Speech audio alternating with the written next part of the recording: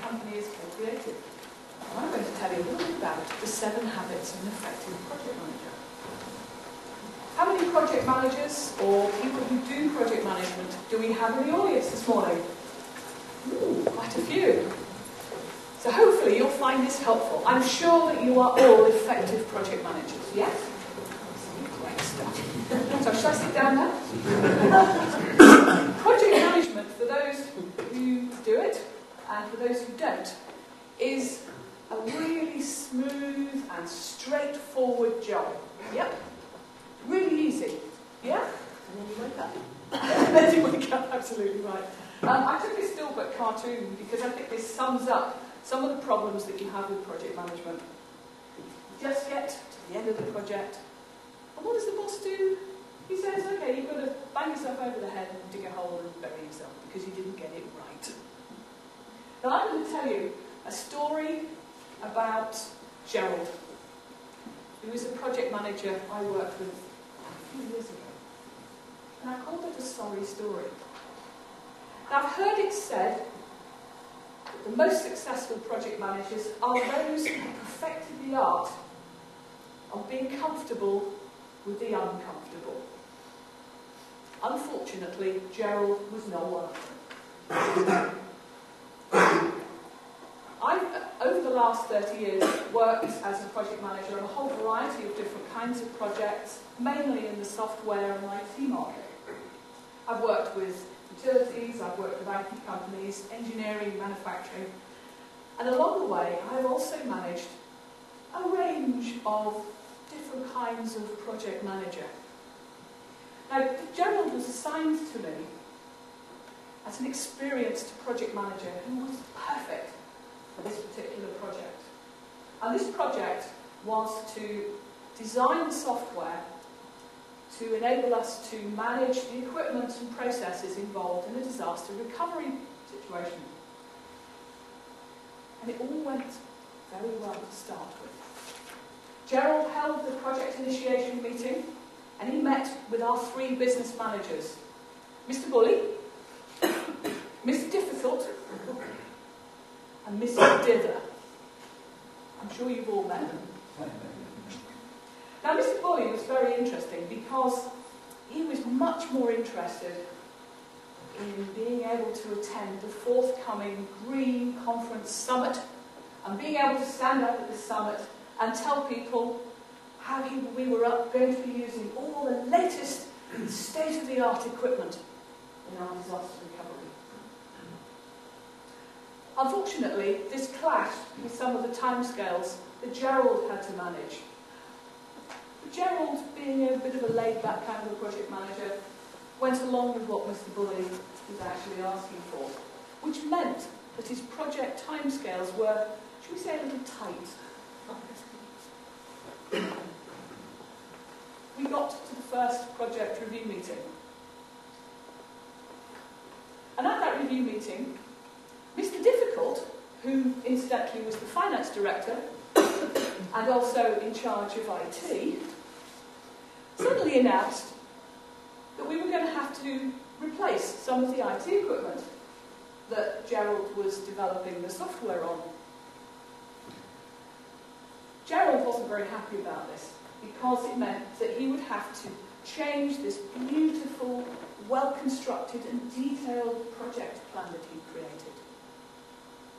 I mean, he'd used 12 different colours in creating this plan, and he said to me, it's going to take at least 3 or 4 days before he can recreate this plan. And it was pristine, the writing on it. For those who've done project management, you'll know what that means. And so he went away. A few days later, I got a phone call from Mrs. Dither, who said to me, I've finally decided what kind of user reports I want to get out of this project. I'm sorry it's taken so long. No, I didn't think too much about that. But that evening, I went into the office and found Cheryl Coco in floods of tears. Now, she was one of the chief team members that Gerald had in his team. And she was very upset because she'd been told by Gerald that the only way they were going to be able to produce all of these reports that Mrs. Diller had asked for was to stay late and work the weekend. And unfortunately, Cheryl Coco was actually judging a clown juggling competition that evening. Now, things went along these lines until we got to the end of the project, when we had the final project review meeting. And we sat there, and Gerald, he moaned and complained about the reason that the project was late, and it was very late. And Mr. Bulley was quite upset about it being late, because it meant he didn't get to go to his Green Conference Summit and make the announcements he'd hoped. And Gerald complained that the reason the project was late was because his staff refused to work weekends.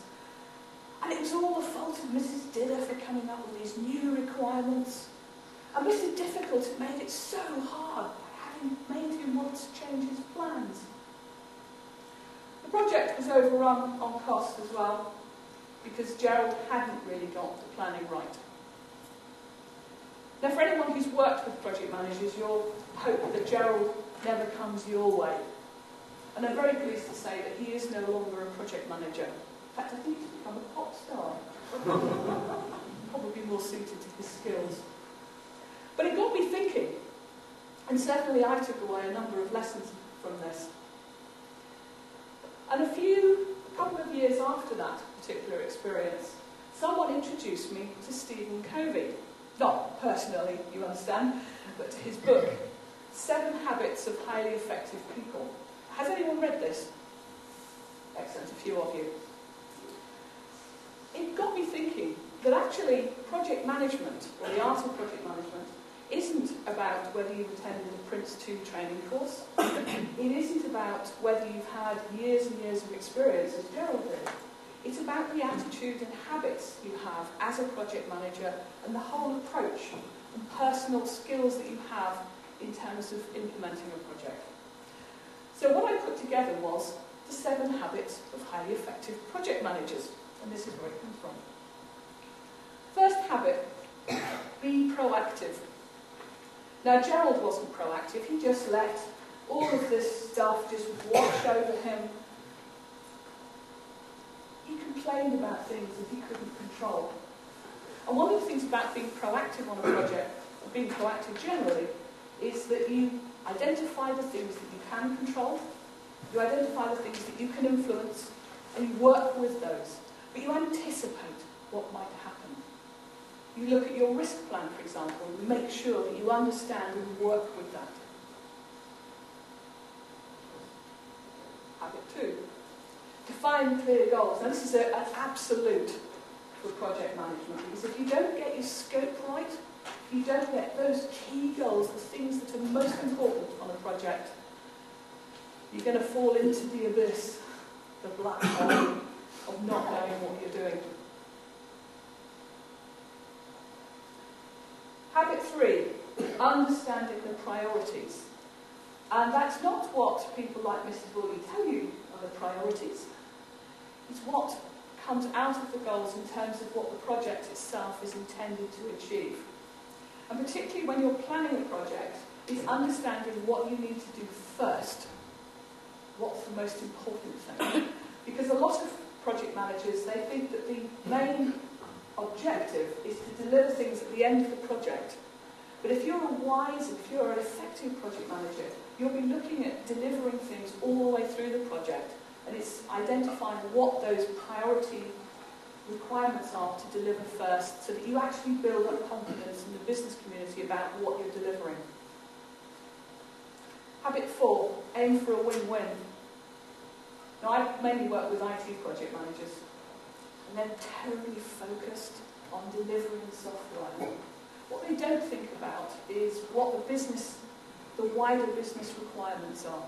Now, this particular example is that Mr. Bulley had this requirement. In order to get his buy-in to the other deliverables in the project, Gerald should have borne that in mind, but not lost sight of what the primary goal was. Win-win means understanding the entire environment and all the stakeholders on a project, not just those who are delivering what you're supposed to be delivering. It makes a huge difference. And it's about getting your mind around not just what you want, but what everyone else needs as far as the project's concerned. Be adaptable. Now, I mentioned Gerald's plan, his 12 colours. You had to see it to believe it, I have to tell you. But what it meant was is that it was extremely difficult to adapt to the changing business requirements. And we've all heard about public sector projects failing. Part of the reason is because they are not adaptable to change. And any kind of large bureaucratic organisation finds this quite difficult. But you need to get your mind around the fact that projects are about change and about changes happening in the environment around the project. It's about understanding that you need to have something that's fleet, that you need to have a plan that's able to change according to the environment in which your project is running. Now to your team. We heard earlier from a coach who was talking about understanding the team. Yep. You can't deliver a project without a team.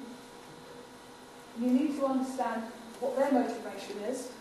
You need to understand, for example, Cheryl Coco's one event in the year that she could not work late. Because if you don't have a team behind you, and that's not just your project team, it's the stakeholder team, the business teams around that, you're not going to deliver your project on time. It's not just telling them what to do, it's understanding and getting them involved in the process of delivery. And finally, review and learn. What Gerald did was he moaned about what had gone wrong. He missed the opportunity to learn from his mistakes. And one of the problems a lot of people have on projects is that they treat the end of the project as an opportunity to blame other people for what went wrong. No project will be 100% successful. But you'll raise your success rate if you really take that opportunity, not just at the end of the project, but throughout, to review what's happening, learn from what's not worked, learn from what's worked, and actually take those lessons away so that next time you run a project, it will be better. And these aren't things that you just do. They're things that have to be ingrained as habits. Because being successful is habit forming.